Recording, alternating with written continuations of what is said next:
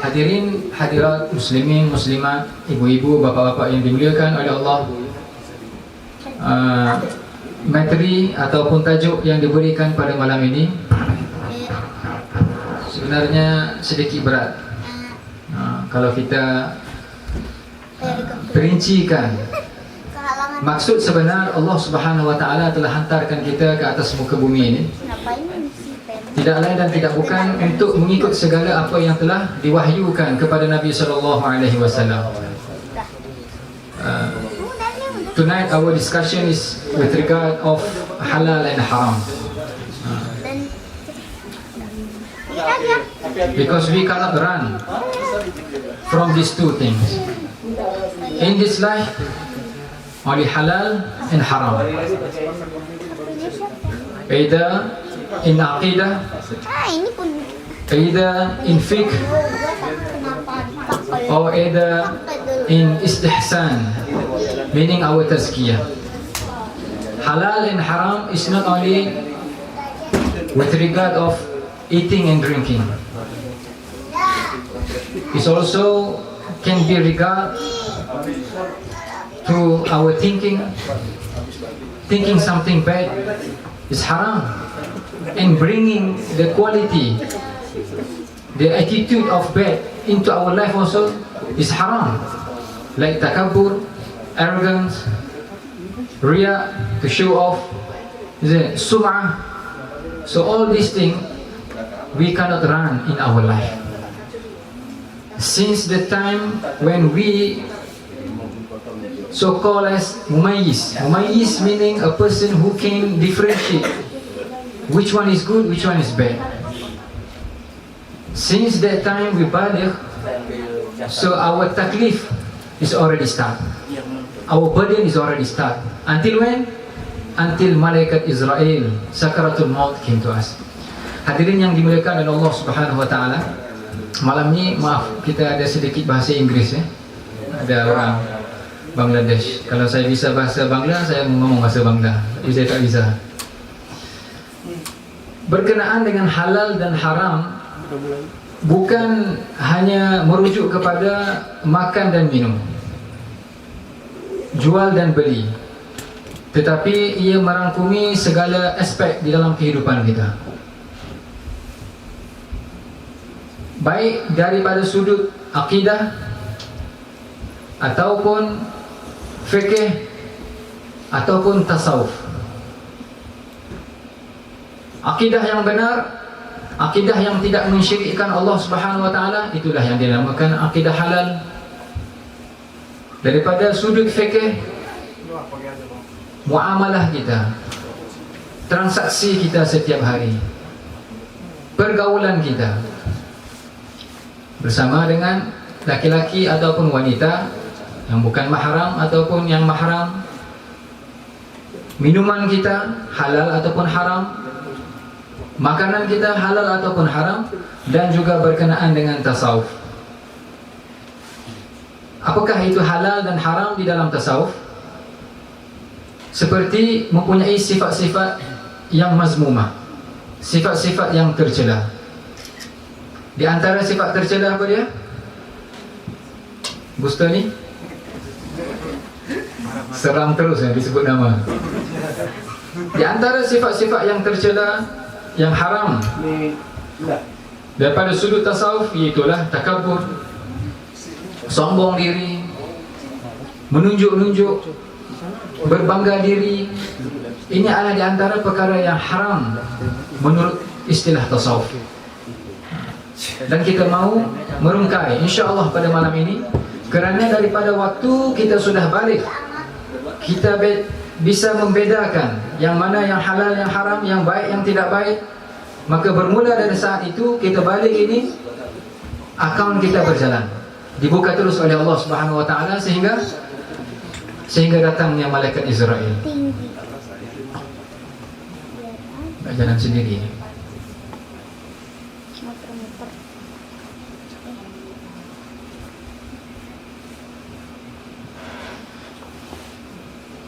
Kita bacakan satu hadis sebelum kita mulai. Kita baca doa daripada Imam Abdullah Alwi Al-Haddad.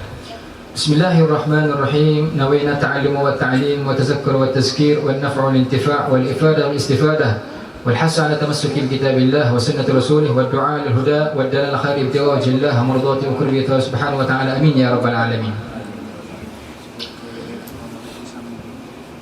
Ibnu Zubair dari Jarir radhiyallahu ta'ala anhu berkata, Rasulullah sallallahu alaihi wasallam bersabda, Ya ayuhan nas, inna akhadakum lan yamut hatta yastakmila rizqahu fala tastabti'ur rizq fattaqullah wajmilu fit talab fakhudhu ma halalakum wadaru ma harramallah. Hadis yang diriwayatkan oleh Abdullah bin Zubair. Kita ceritakan sedikit siapakah Abdullah bin Zubair. Abdullah bin Zubair adalah anak seorang pahlawan di zaman Nabi SAW yang bernama Zubair bin Awam. Semua orang kenal kan, Zubair bin Awam. Abdullah bin Zubair ini adalah anak yang pertama lahir di kalangan orang-orang yang berhijrah daripada Mekah ke kota Madinah. Dan Abdullah bin Zubair ini adalah cucu kepada Sayyidina Abu Bakar As-Siddiq radhiyallahu ta'ala anhu. Hanya satu keluarga, 4 generasi yang beriman kepada Nabi SAW, iaitulah keluarga Abu Bakar radhiyallahu ta'ala anhu. Abu Bakar radhiyallahu ta'ala anhu, ayahnya Abu Quhafah, anaknya Asma radhiyallahu ta'ala anha yang bernikah dengan Zubair bin Awam, Aisyah radhiyallahu ta'ala anha yang bernikah dengan Nabi SAW, dan begitulah juga cucunya, anak daripada Asma dan Zubair bin Awam, Abdullah bin Zubair radhiyallahu ta'ala anhu telah meriwayatkan Rasulullah SAW bersabda, Hai manusia, sesungguhnya seseorang itu tidak akan mati.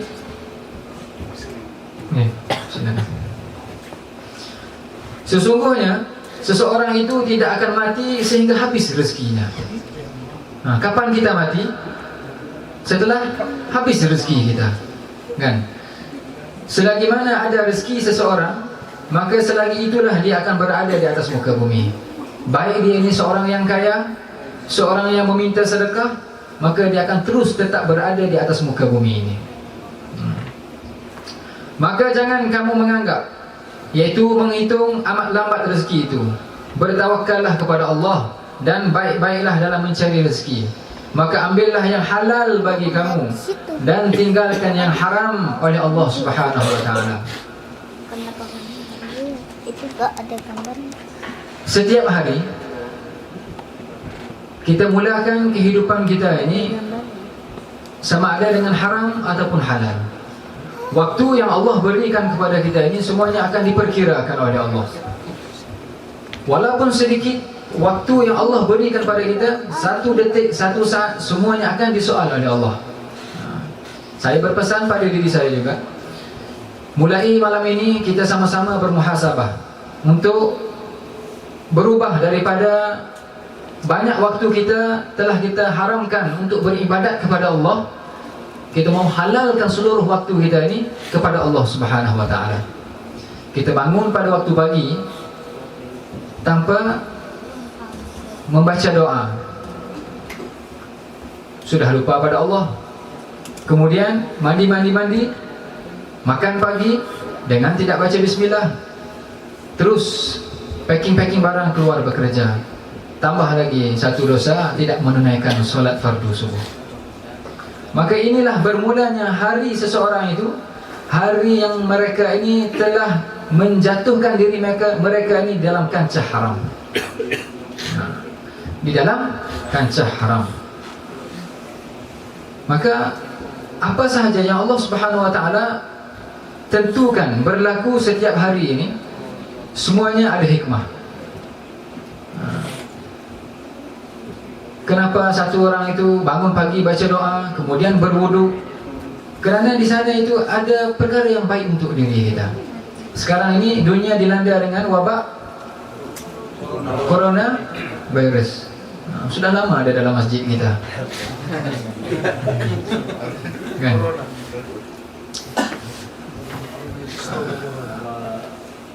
every day, how can we consider ourselves that every second when we wake up from our sleep,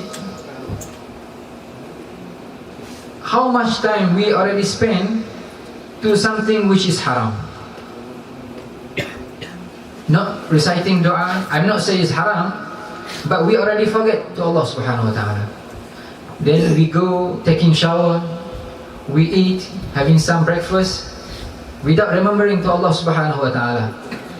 Then the sad thing is, we just go to work and we forget our fard early in the morning is to perform our fard salah. And the best one is to come to masjid, perform our salah in masjid. Leave alone to come to masjid, even at home also we don't do salah. Not in this masjid, not in this area, maybe in some other area. We make some husnul zon. All of us here, we perform our salah, inshallah. So from here, we already utilize our time to something which is haram. How can we earn barakah in our life? Now, all over the world, we are so worried about coronavirus. I was telling them, we already have coronavirus here since few years ago. Here, the heater, the brain of the stove, the heater here is corona. Nabi SAW telah menganjurkan kepada kita setiap hari apabila kita mahu berwuduk, kita istinsyak, masukkan air dalam hidung kita ini sebanyak 3 kali, kan? Sunat, tetapi sunat di dalam sunat kita melakukan yang sunat kemudian 3 kali dengan sunat. Nampak? Sunat di dalam sunat. Dan inilah yang ditemukan oleh pakar-pakar saintis, yang mana mereka telah menganjurkan kepada rakyat di China, kawasan Wuhan itu, untuk memasukkan air di dalam hidung mereka 3 ataupun 4 kali setiap kali basuhan. Tengok, antara hikmah sunnat Nabi SAW. Kalau orang Islam gimana? InsyaAllah, InsyaAllah. Dan sebenarnya wabak ataupun penyakit ini bukanlah 100% kita bisa katakan adalah satu bencana ataupun musibah. Mungkin bencana untuk mereka yang ingkar kepada Allah, tetapi bisa jadi itu adalah rahmat daripada Allah Subhanahu wa taala. Ada satu hadis yang kita akan bacakan, Sayyidina Muaz radhiyallahu taala anhu, Muaz bin Jabal, dan juga Abu Ubaidah al-Jarrah. Muaz bin Jabal yang dikenali sebagai ketua segala ulama, yang mahir dalam perkara halal dan haram. Dan Abu Ubaidah al-Jarrah adalah satu orang sahabat yang mana kata Nabi SAW, seluruh umat Nabi-Nabi sebelumnya ada satu orang yang sangat dipercayai, dan orang yang dipercayai oleh umat ini adalah Abu Ubaidah al-Jarrah. Dan mereka ini wafat oleh kerana wabak yang melanda di bumi Syam. Bagaimana mungkin kita bisa katakan mereka mati dalam keadaan dihazab oleh Allah? Untuk orang Islam itu adalah baik. Kata Maulana Hussein, waktu kami di Afrika Selatan baru-baru ini, kami terlepas pesawat misflight. Jadi misflight terpaksa keluarkan wang lagi lah, beli tiket baru kan. Bukan dari Indonesia ke Malaysia ataupun Medan ke Jakarta kan, jauh ni, banyak wang lagi mau keluar. Kemudian tenang aja, Maulana Hussein dibilang apa? Apa yang berlaku semuanya adalah baik. Kata Nabi SAW dalam satu sabdaannya, apabila satu orang diberikan sesuatu yang disukai, maka ucapkanlah Alhamdulillah bini'matihi tatimmus solihat. Alhamdulillah bini'matihi tatimmus solihat. Dan apabila kamu mengalami sesuatu yang kamu tidak sukai, maka ucapkanlah Alhamdulillah ala kulli hal. Tapi kata Maulana Hussein, untuk saya semuanya baik, dan setiap apa yang berlaku pada diri saya, semua saya ucapkan Alhamdulillah bini'matihi tatimmus solihat. Saya ulang nama Maulana Hussein kerana dia telah datang sini kan, semua sudah kenal. Tapi ini sebagai contoh yang kita mahu belajar daripada orang-orang lama kita. Tidak akan ada perkataan mengeluh, kenapa berlaku begini, kenapa begini, kenapa begini. Kerana mereka meyakini ada hikmah yang berlaku di sebalik perkara yang tidak baik tersebut. Jadi berkenaan dengan yang telah berlaku di seluruh dunia hari ini, Indonesia mengambil tindakan, Malaysia mengambil tindakan, Singapura, Australia, kan? Sampai pesawat pun tak bisa masuk Australia, dihantar siapa yang pulang dari China ke satu pulau. Satu dunia memikirkan bagaimana untuk menangani masalah virus ini. Di sini saya selitkan satu hadis daripada Sauban radhiyallahu taala anhu. Yushikul umam an tad'a 'alaikum kama tad'a al-akalah ila qus'atiha. Faqala qailun wa min qillati nahnu yawma'idin qala bal antum yawma'idin kathirun walakinnakum wutha'un ka wutha'is sayl. ولا ينزعن الله من صدور عدوكم المهابة منكم ولا يزقن الله ولا يزفن الله في قلوبكم الوهن. فقال قائل يا رسول الله وما الوهن؟ قال حب الدنيا وكراهية الموت.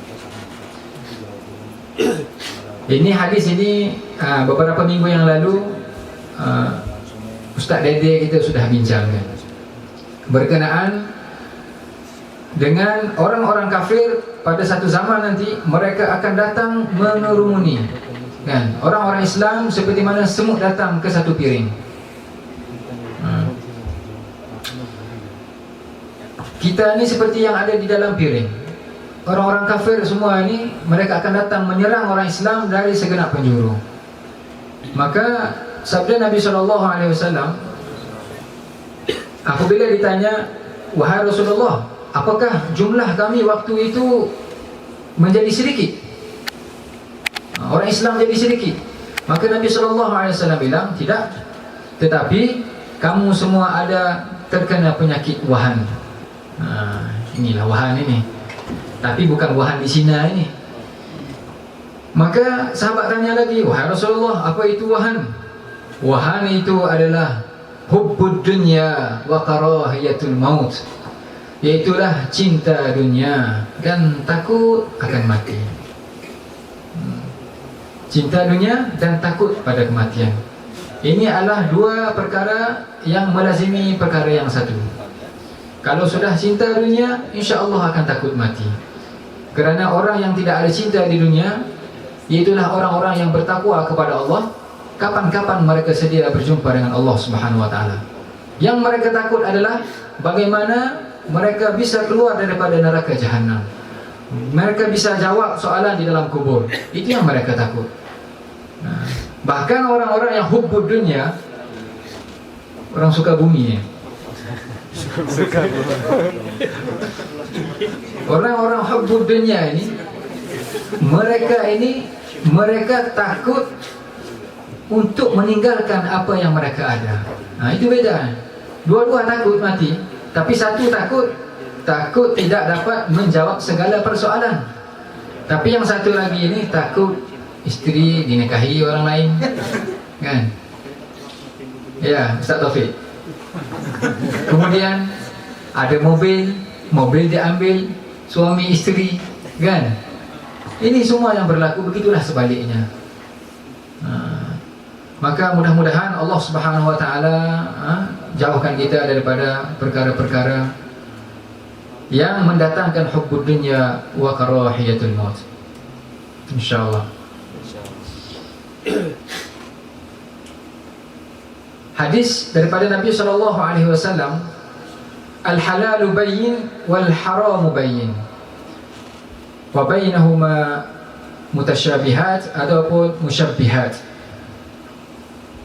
Nabi SAW explained about halal and haram. The halal is clear, the haram is clear, but between them there are some grey area. Through halal we can improve our ibadah easily. Because from halal stuff which is coming into our body, it increase our love to Allah subhanahu wa ta'ala. Halal and haram, we can divide it into two portions. Halal itself, meaning like water, fruits, cow, anything, fish, whatever Allah state is halal, that one is halal. But it can be haram also. Through what? Through oppress, zulum.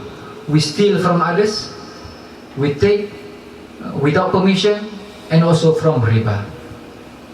So that is clear. Also haram. The haram also very clear. Pig, haram. What else? Alcohol. Huh? Alcohol. Alcohol is haram.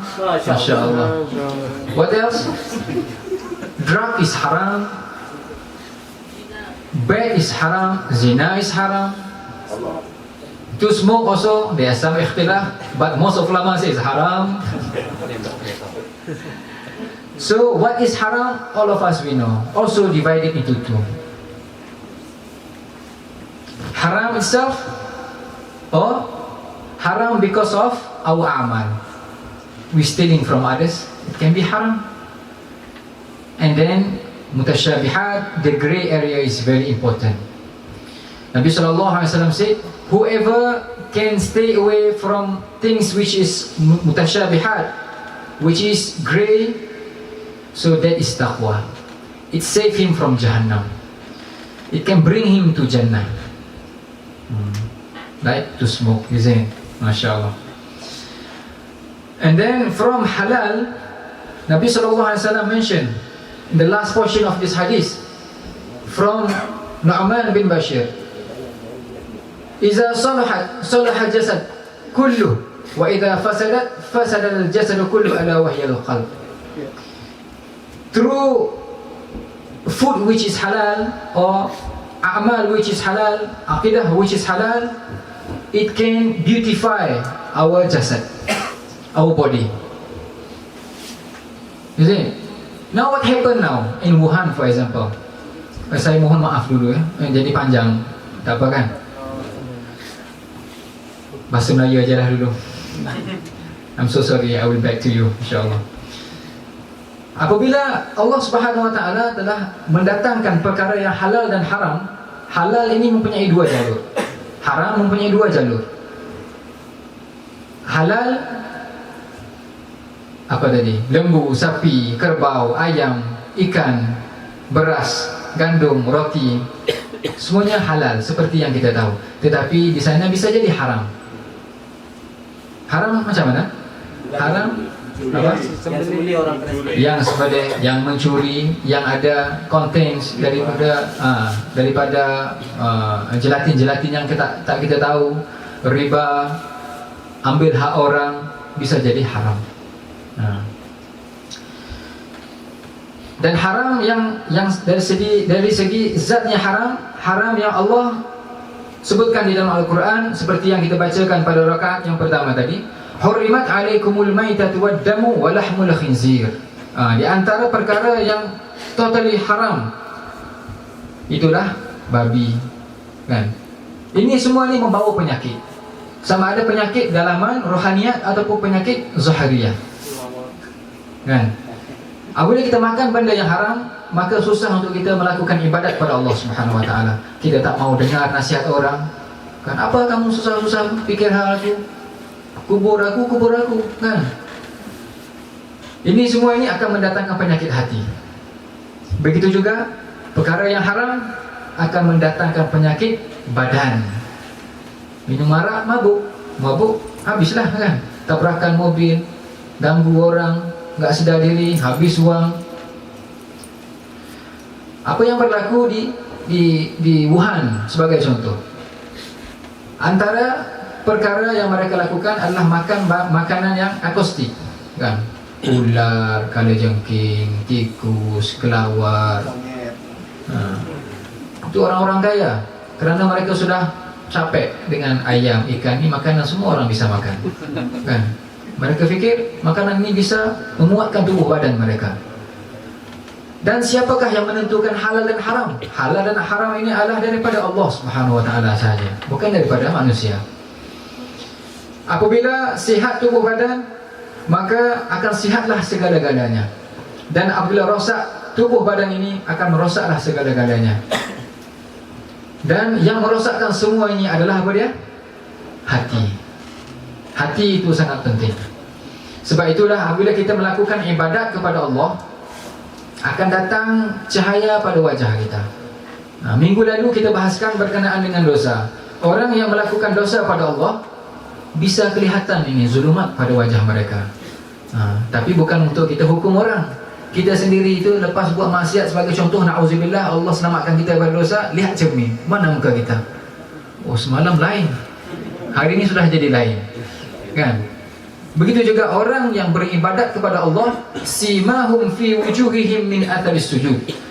Orang-orang yang suka bersujud kepada Allah ini akan kelihatan pada wajah mereka ini. Mereka ini adalah orang-orang yang kuat beribadat kepada Allah Subhanahu wa taala. Mudah-mudahan kita juga mendapat tanda yang sama. Dan daripada perkara yang halal inilah Allah Subhanahu wa taala akan cucikan hati kita. Daripada makanan yang halal inilah kita dapat membentuk keluarga yang taat kepada Allah. Kalau kita sendiri tak bisa jaga makanan yang halal, bagaimana mungkin kita bisa nasihat pada isteri kita, pada anak kita? Ada satu orang ulama di Darul Ulum Deoband.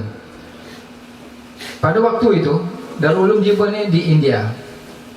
Pada waktu itu, orang-orang yang belajar di pesantren ini semuanya anak-anak ulama. Tapi ada satu orang pelajar, dia ni ayah dia bukan ulama. Ini zaman sebelum datangnya revolusi kedua untuk menjatuhkan British di India. Darul Ulum Deoband ditubuhkan pada tahun 1858. Lama, 100 tahun lebih dah. Jadi waktu ini, waktu dapat tentangan daripada British, hanya orang-orang yang tahu ilmu agama saja hantar anak-anak mereka ke pesantren. Orang yang jauh-jauh terus daripada agama. Ini situasi di India. Ada dua perkara sahaja cara untuk mengetahui orang Islam pada waktu itu kalau mereka mati. Satu, kalau laki-laki mereka sunat. Yang kedua, mereka ada janggut. Sangat jauh dari agama. Jadi institusi inilah, pesantren Darul Ulum Deoband inilah yang bertanggungjawab menyebarkan kembali Islam ke seluruh India. Jadi satu orang pelajar di sini, ayah dia bukan ulama, dia bukan daripada keluarga ulama. Ayah beliau adalah sarjan, tentera pada India waktu itu, orang Islam. Jadi apabila anak dia ini telah habis belajar jadi ulama yang hebat, maka ditanya, apakah rahsia kamu ini bisa jadi ulama? Ayah beliau. Maka ayah beliau bagi tahu, tidak pernah aku bawa pulang ke rumahku walaupun 1 sen rezeki yang syubhah, apatah lagi yang haram. Kita mahu membentuk keluarga yang harmoni, yang taat pada Allah ini. Mulakan pekerjaan yang halal, pekerjaan yang kita tahu tidak akan ada syubhah. Kalau masih ada lagi pekerjaan syubhah yang kita lakukan, kita mohon pada Allah Subhanahu wa taala, kita doa pada waktu malam supaya Allah keluarkan kita daripada perkara tersebut, insya-Allah. Dan kita akan dapat apa yang kita mahu. Kita mahu anak kita hafiz Quran, anak kita taat pada kita, anak kita berjaya dunia dan akhirat, mau jadi senang seperti kita. Maka inilah yang dimahukan oleh orang-orang yang bertakwa kepada Allah Subhanahu wa taala. Kemudian berkenaan dengan perkara yang halal, Allah Subhanahu wa taala telah sebutkan banyak di dalam Al-Quran tuntutan untuk kita mencari perkara yang halal. Ya ayuhan nasu kulu mimma fil ardi halalan tayyiban.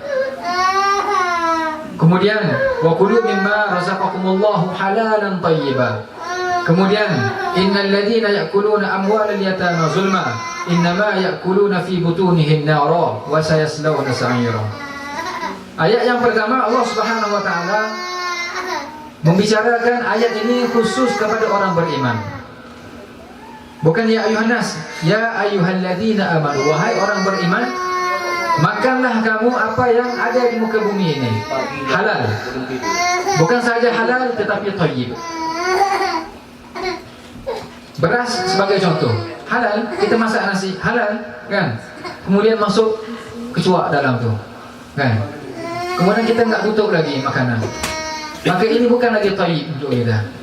Orang yang jaga makanan, maka akan cerah otak mereka untuk menghafal, untuk bangun malam.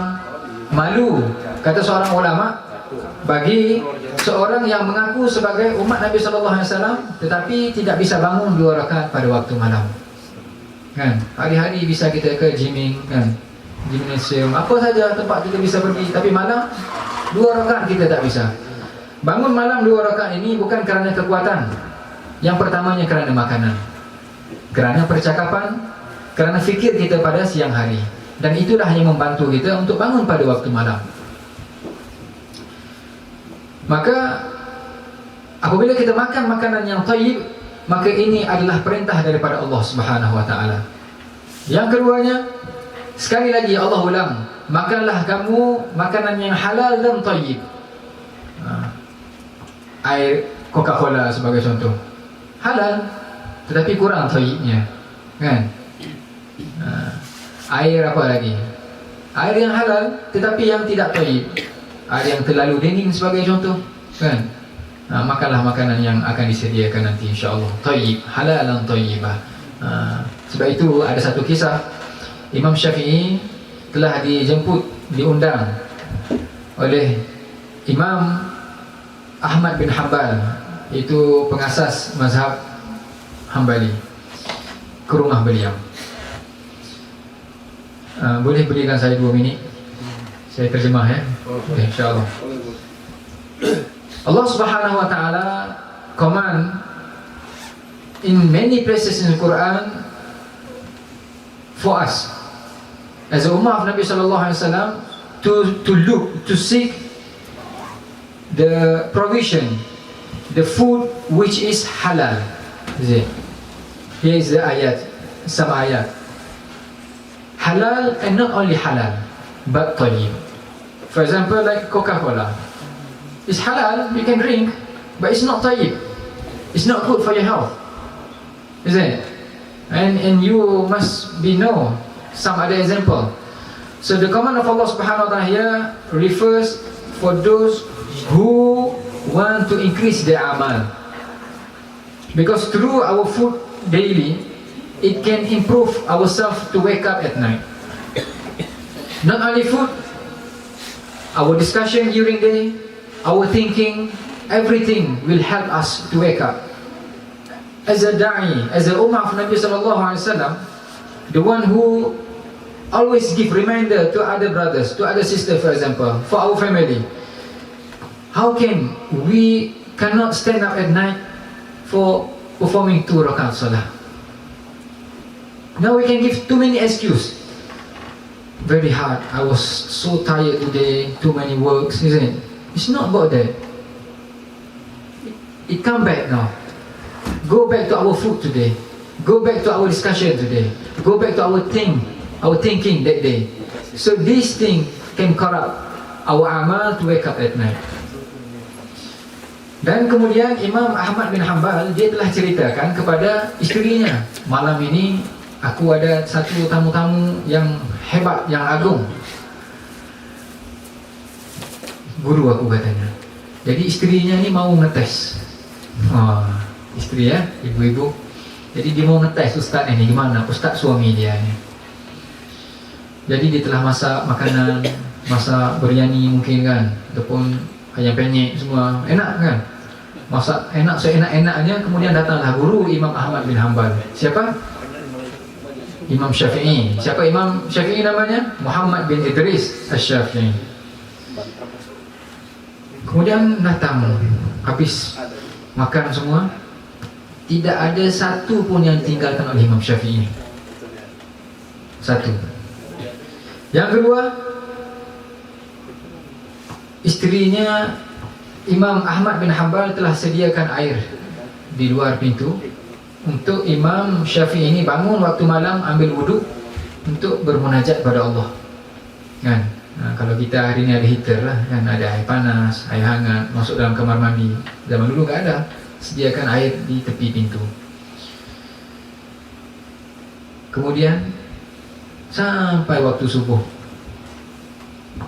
habis semua. Imam Syafi'i pun pulang, suami dia pun pulang dari masjid.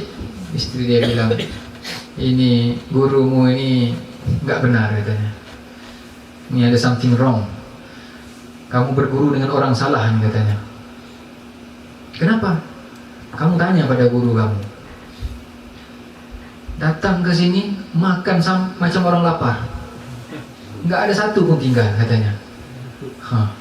Yang kedua, aku letak air di luar itu untuk suruh dia ambil wudhu, enggak disentuh langsung air dia. Bahkan aku lihat dia itu tidur aja sepanjang malam. Sampai waktu subuh ada satu soalan lagi, enggak ada wudhu, enggak ada apa, terus masuk masjid solat subuh. Dia bilang, Imam Ahmad bin Hanbal sakit kepala, mau tanya guru kan, gimana nih? Maka ini adalah adab, kita belajar adab. Beberapa hari yang lalu kita telah diskusi berkenaan dengan adabnya sahabat Nabi SAW dengan Rasulullah. Sahabat ini mereka sangat-sangat takut untuk tanya pada Rasulullah, takut tidak akan ada adab pada mereka. Maka mereka menunggu orang-orang bukit, orang Badui. Datang orang Badui, seronoklah mereka. Kamu tanya ini, yang kena Badui. Orang Badui ini aneh-aneh soalan. Datang jumpa Rasulullah, hadis yang diriwayatkan oleh Abu Ayyub Al-Ansari. Ya Rasulullah, alimni wa aujiz katanya. Wahai Rasulullah, ajar padaku tapi bagi pendek aja katanya.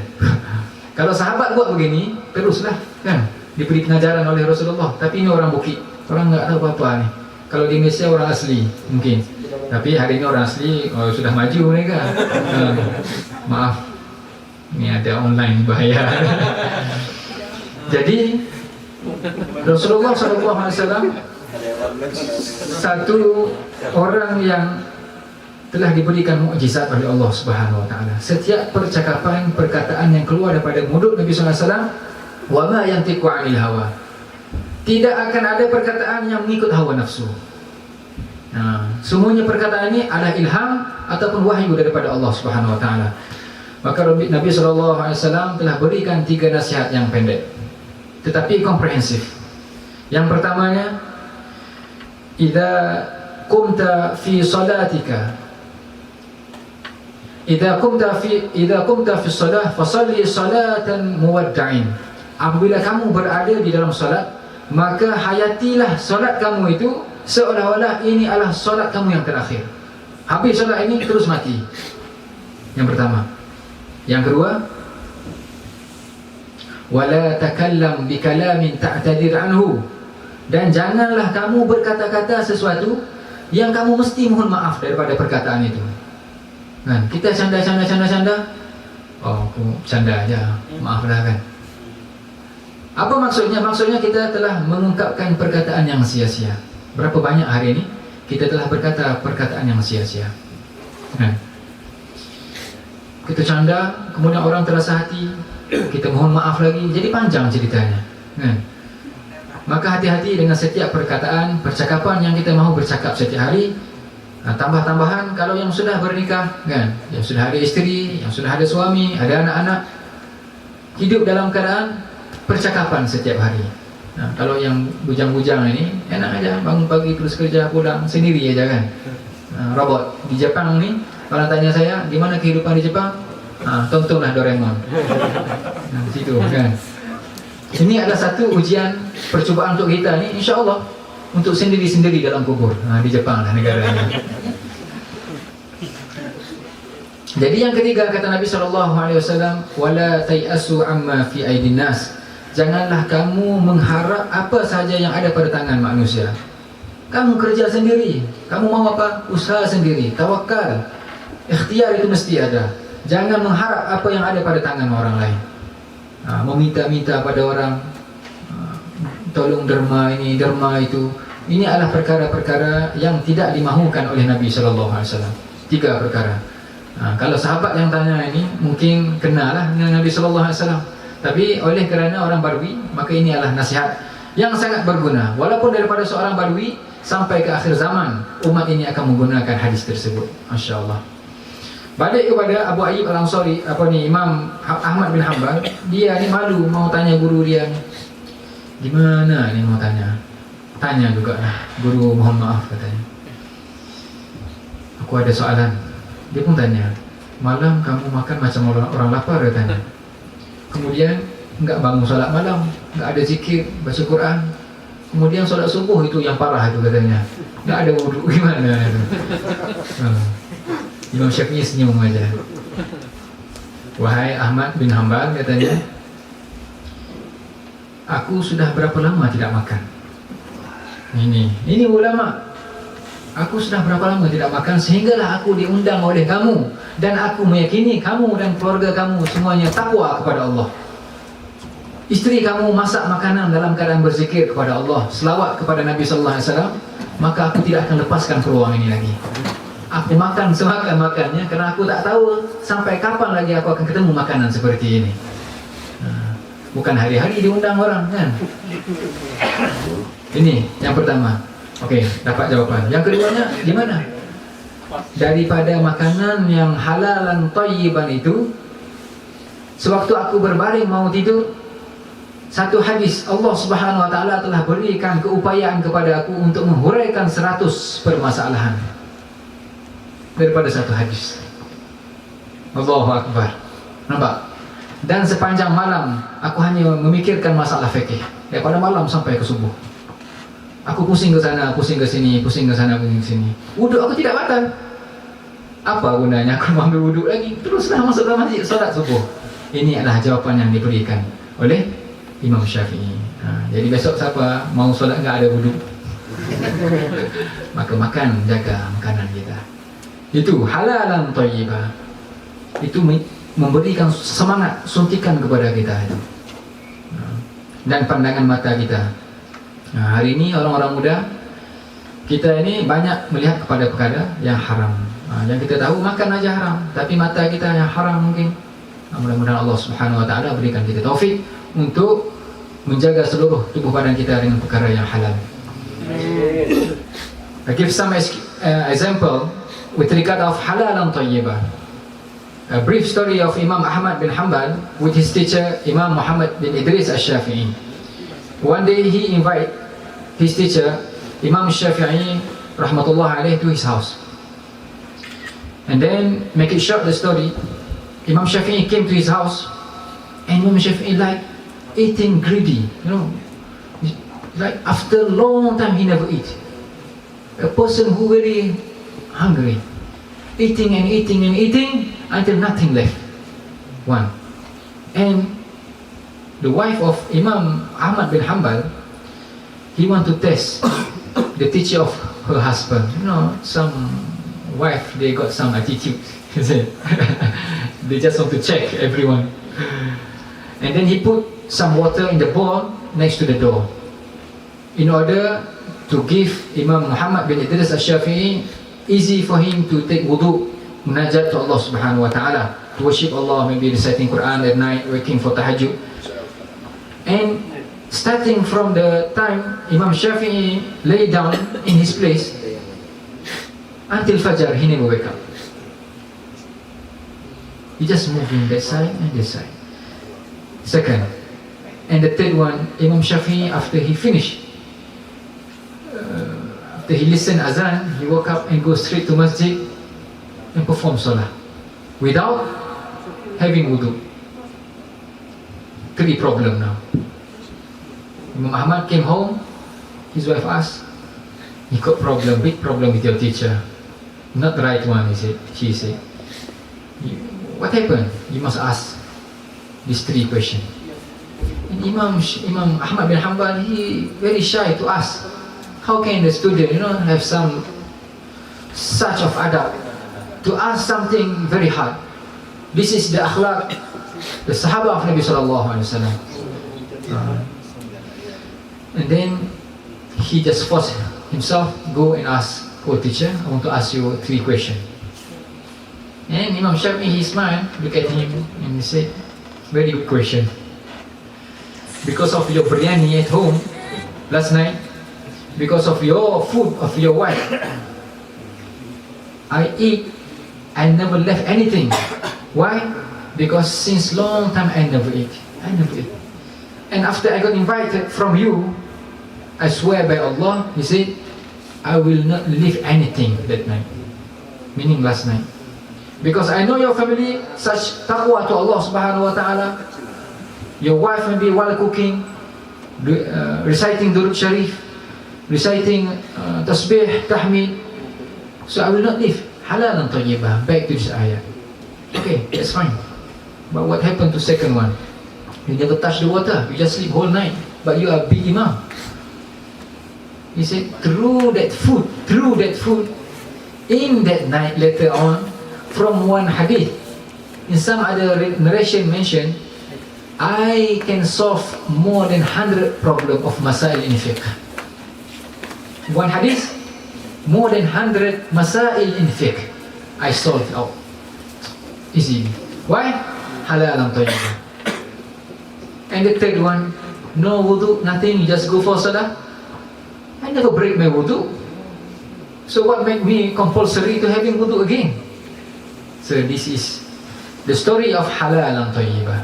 So may Allah subhanahu wa ta'ala also grant us taufiq to protect our amal from something which is haram. Allah subhanahu wa ta'ala telah perintahkan bukan untuk orang-orang beriman sahaja, tetapi untuk nabi-nabi. Dan setiap perkara yang ada atas muka bumi ini tidak akan terlepas dengan 5 perkara. Yang pertama halal, kemudian haram, kemudian syubhat, kemudian makruh, kemudian haram, mubah. Ya. I want to be asking something. Ya. So I could not understand the second question. Answer of second question. Can you please repeat it again? Second question of Imam Shafi'i. Yes. Second question is, Imam Shafi'i, he just turned his body. No, the answer of that question. Oh, from the food that I ate from your house, Allah grant me tawfiq. Allah grant me tawfiq.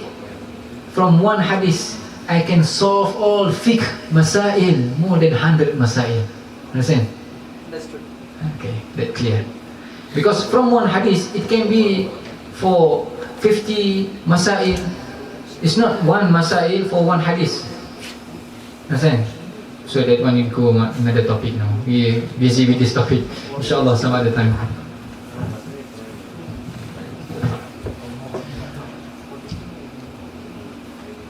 Kita masuk dalam berkenaan yang halal. Tadi baru mukaddimah. Allah Subhanahu wa taala telah sebutkan di dalam Al-Quran, ya ayyuhar rusulu kulu minat thayyibat wa'malu shalihah. Yang pertamanya, sebelum Allah perintahkan orang beriman, Allah perintahkan rasul-rasul untuk makan makanan yang baik, yang halal, yang thayyib. Kemudian akan diberikan kekuatan oleh Allah, wa'malu shalihah. Kerana nabi-nabi ini, sifat mereka ini perlu wa'malu shalihah, beramal perkara yang baik. Mana ada nabi menipu, kan? Nabi bercanda sampai lewat malam sebagai contoh, kan? Tak ada begitu. Ini adalah sifat-sifat mahmudah yang ada pada Nabi. Bukan sahaja pada Nabi SAW, tetapi Nabi-Nabi sebelumnya, alaihimussalatu wassalam. Hadis daripada Anas bin Malik, daripada Nabi SAW. Anas bin Malik, saya sering ulang siapa Anas bin Malik. Satu orang sahabat Nabi SAW daripada umur 10 tahun.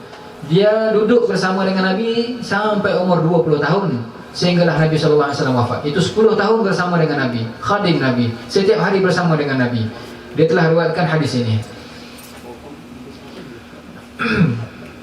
Hadis yang mana yang saya sering baca pada hari Jumaat.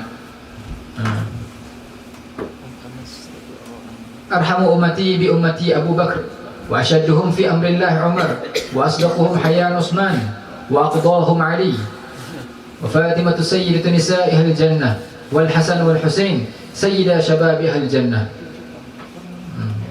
Mana hilang ni? Maaf ya, hilang ni.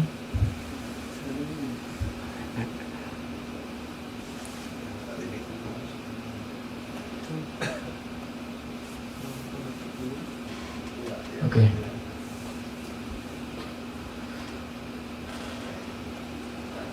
Hadis ini, Nabi SAW telah bersabda, yang paling ada sifat rahmah, pemurah di kalangan umat aku adalah Sayyidina Abu Bakar radhiyallahu ta'ala anhu, iaitu menantu Nabi SAW. Yang keduanya, wa ashadduhum fi amrillahi Umar, orang yang sangat tegas dengan perintah Allah, iaitulah siapa? Umar radhiyallahu taala anhu. Apa saja keputusan mau pancung kepada orang. Ini Umar tegas. Yang ketiga, wa asdaquhum hayyan Utsman, satu orang sahabat yang sangat malu, juga menantu Nabi sallallahu alaihi wasallam. Siapa? Utsman bin Affan radhiyallahu taala anhu.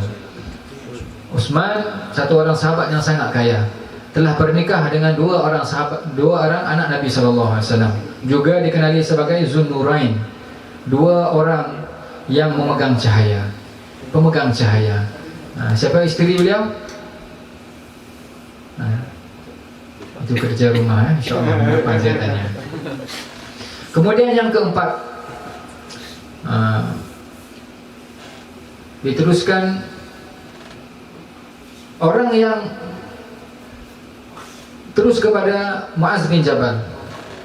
Muaz bin Jabal inilah sahabat Nabi SAW yang kita bicarakan tadi, yaitu sahabat yang mana Allah Subhanahu Wa Taala telah berikan satu kemuliaan kepada beliau, dikenali sebagai ulama pada zaman Nabi SAW. Sehingga selepas solat kita baca satu doa, Allahumma inni ala dzikrika wa syukrika wa husni ibadati. Doa ini diajar oleh Nabi SAW kepada Sayyidina Muaz radhiyallahu taala anhu. Apabila Nabi SAW mahu menghantar Sayyidina Muaz radhiyallahu taala anhu ini ke negeri Yaman, juga ke negeri Syam, maka Nabi SAW telah memberikan satu perkataan yang sangat menyentuh hati. Nabi SAW bilang, ya Muaz, wallahi inni la uhibbuk. Muaz, aku sangat mencintai kamu. Diulang lagi, wahai Muaz, aku sangat mencintai kamu. Orang yang paling mahir dalam perkara halal dan haram inilah Sayyidina Muaz bin Jabal radhiyallahu taala anhu, yang mana pada hari kiamat nanti dia akan memegang bendera panji kepada seluruh ulama yang berada di dalam zaman Nabi sallallahu alaihi wasallam. Sayyidina Muaz radhiyallahu taala anhu satu hari mahu bersafar, kemudian Nabi sallallahu alaihi wasallam bersabda, wahai Muaz, aku ingin memberikan wasiat kepada kamu. Kata sabda Nabi sallallahu alaihi wasallam, sembahlah Allah dan jangan sekutukan Allah, jangan berbuat syirik kepada Allah. Kemudian Sayyidina Muaz ini susah nak berpisah dengan Nabi sallallahu alaihi wasallam. Dibilang lagi, wahai Rasulullah, tambahkanlah lagi, aku mau dengar lagi nasihat daripada kamu. Maka Nabi SAW berkata, Iza asa'ata fa'ahsin. Jika kamu ada sesuatu pertanyaan ataupun satu keperluan, mohonlah dengan baik, dengan adab. Kan? Kadang-kadang ada orang ni dalam keadaan terdesak, dia pula paksa orang, kan? Mau pinjam uang sebagai contoh, kemudian dapat uang, lari lagi, kan? Orang yang beri uang ni pula susah. Ini hari ini terbalik. Maka ini adalah nasihat Nabi SAW.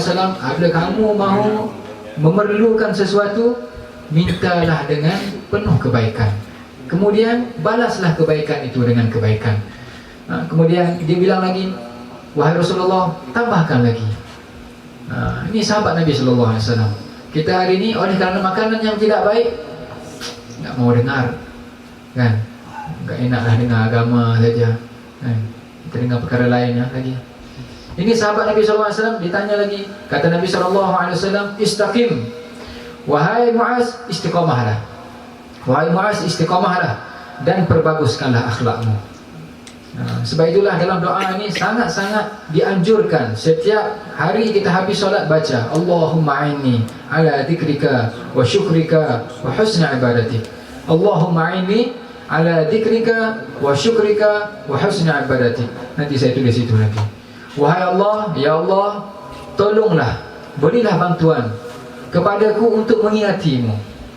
Kerana setiap kali kita ingat kepada Allah, bukan kita ingat pada Allah, Allah terlebih dahulu ingat pada kita. Itu kita ingat. Kasih sayang Allah itu, apabila kita ingat pada Allah, ingatlah itu waktu Allah ingat pada kita. Tapi kalau kita langsung tidak endah pada Allah Subhanahu Wa Taala, maka kita tidak berada di dalam rahmat Allah Subhanahu Wa Taala. A'inni ala dzikrika wa syukrika, dan kurniakanlah kepada aku taufik untuk bersyukur. Wa husni ibadatik, dan bantulah aku untuk mempercantikkan amalku. Minggu ni kita datang masjid sebagai contoh, kita bagi wang dalam tabung ini 5,000 yen. Minggu depan datang 10,000 yen. Allahu Akbar kan. Contoh, kita bagi contoh yang tinggi terus. Barulah kita berjaya. Sebab apa hari ini kita bilang, oh itu sahabat Nabi, itu tabi'in. Kita bukan tabi'in, kita jauh. Kita jauh kerana kita tidak pernah membacakan kisah Rasulullah dalam rumah kita. Kita jauh, kita tak pernah baca kisah sahabat dalam rumah kita. Kita tak tahu, kita sebut nama sahabat ini, kita tak tahu Abu Ayyub Al-Ansari. Siapa Abu Ayyub Al-Ansari? Kita bukan bercakap tentang skop kita saja di Nusantara ataupun di negara-negara jauh pada negeri Arab. Orang Arab sendiri begini. Kerana semua telah mengejar sesuatu yang bukan maksud sebenar kita berada di atas muka bumi. Mudah-mudahan kita semua selamat daripada ujian, insya-Allah. Kemudian kata Nabi SAW dalam satu hadis, memujinya Sayyidina Muaz bin Jabal. Ini perkara halal dan haram ini semua saham masuk kepada Sayyidina Muaz bin Jabal. Sabda Nabi SAW, istaqri'ul Qur'an min arba'ah. Wahai sahabat semua sahabat, kamu mau baca Quran, baca dengan 4 orang ini. Siapakah mereka? Abdullah bin Mas'ud. Abdullah bin Mas'ud ini satu orang sahabat Nabi, yang mana banyak hadis-hadis ini telah diambil oleh Imam Abu Hanifah. Pada zaman sahabat sendiri, mereka pun ada khilaf. Ini pendapat mereka begini, ini pendapat ini begini. Dan pendapat Abdullah bin Mas'ud ini banyak diambil oleh Imam Abu Hanifah. Lalu terjadilah mazhab Abu Hanifah. Ini ringkasan. Kemudian mazhab kita daripada sahabat mana? Abdullah bin Umar, seorang sahabat Nabi SAW, anak Sayyidina Umar, yang melakukan umrah sebanyak 1,000 kali. 1,000 kali buat umrah. Ini manaqib Abdullah bin Umar. Kemudian telah buat haji sebanyak 60 kali. Masya Allah. Semoga Allah pilih kita semua ini untuk pergi haji, pergi umrah. Baru ni saya di Afrika Selatan ketemu satu orang tua, dia sudah 73 kali pergi umrah. Bulan 12 baru ni saja 3 kali pergi umrah.